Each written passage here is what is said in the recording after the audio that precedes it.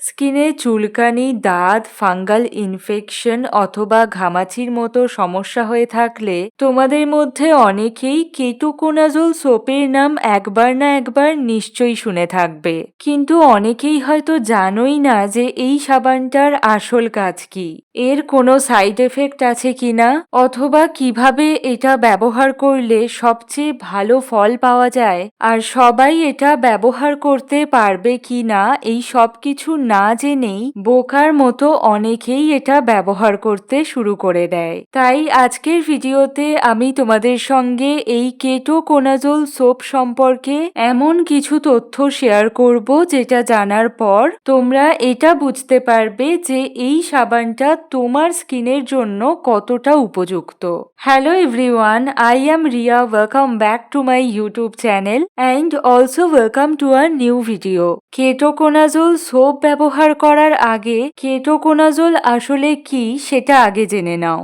এটা হলো একটা অ্যান্টি ফাঙ্গাল বা ছত্রাকনাশক উপাদান। মূলত এটা ফাঙ্গাস বা ছত্রাক জনিত সমস্যার বিরুদ্ধে কাজ করে থাকে।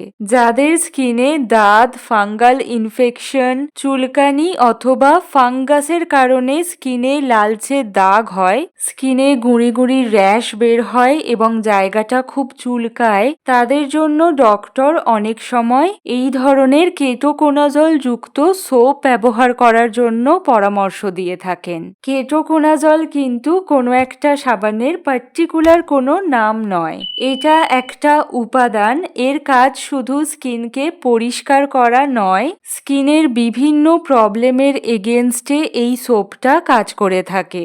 এটা হচ্ছে একটা মেডিকেটেড সোপ। এটার ওয়েট হচ্ছে 50 গ্রাম আর প্রাইস হচ্ছে 137 রুপিস।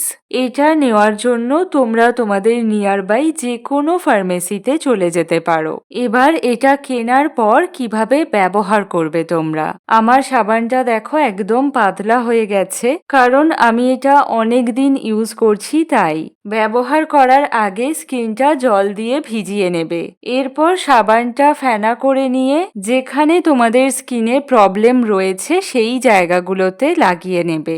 আমি শুধু এটা এফেক্টেড এরিয়াতেই ইউজ করতে বলছি, তোমরা চাইলে পুরো বডিতেই ইউজ করতে পারো। তো এই সাবানটা ইউজ করার পর তোমরা যেটা করবে, অন্তত 2 থেকে 3 মিনিট এটা স্কিনের মধ্যে ওইভাবেই রেখে দেবে। এটা কেন আমি তখন তোমাদের শুধু এফেক্টেড এরিয়াতেই ব্যবহার করতে বলছিলাম বলো তো? কারণ এই ধরনের সাবানগুলো স্কিনকে কিন্তু ড্রাই করে দেয় ভীষণভাবে, আমি এটা নোটিস করেছি। আর এই ধরনের সাবানগুলো কিন্তু সবসময় ব্যবহার করার জন্য নয়। প্রবলেম কিওর হয়ে গেলে এই ধরনের সাবান আর তোমরা ব্যবহার করবে না। এটা কিন্তু কোনো সাধারণ বিউটি সোপ নয়, তাই অন্যের কথা শুনে এগুলো ব্যবহার করা উচিত নয়।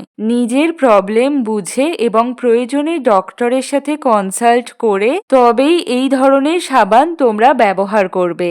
স্কিনে ছুলির সমস্যা থাকলে কিন্তু এই সাবানটা বেশ ভালো কাজ করে।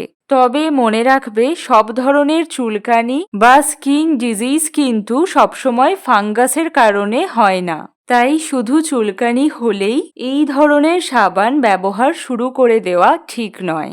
বেসিক কিছু প্রবলেম যেরকম দাঁত, ফাঙ্গাল ইনফেকশন, ফাঙ্গাসজনিত কোনো চুলকানি, অতিরিক্ত ঘাম জমে হওয়া ফাঙ্গাল কিছু সমস্যা, আরেকটা যেটা ত্বকে বেসিক্যালি ছত্রাকের কারণেই হয়ে থাকে সেটা হচ্ছে স্কিনে ছুলির সমস্যা।